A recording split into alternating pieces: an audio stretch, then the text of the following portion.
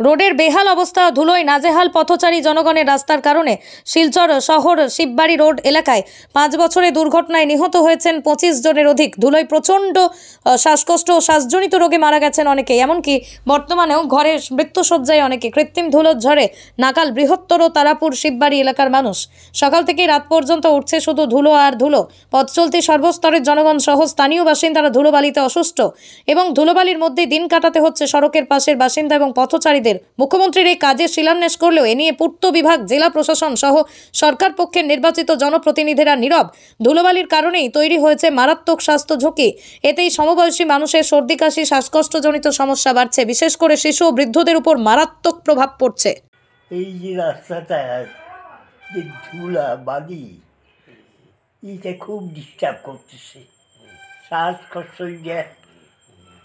শ্বাস লওয়া যায় না, আর নানান ধরনেরই এই মানে সৃষ্টি করে। কেননা 87-88 বছর বয়সে আর টলারেট করতে পারছি না।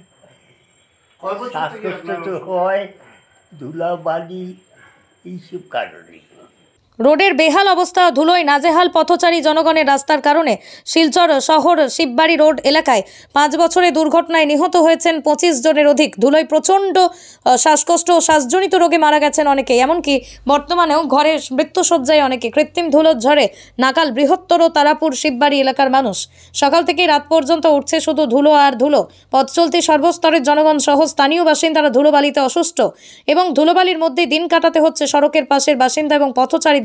মুখ্যমন্ত্রীর এই কাজে শিলান্যাস করলেও এ নিয়ে পূর্ত বিভাগ, জেলা প্রশাসন সহ সরকার পক্ষের নির্বাচিত জনপ্রতিনিধিরা নীরব। ধুলোবালির কারণেই তৈরি হয়েছে মারাত্মক স্বাস্থ্য ঝুঁকি।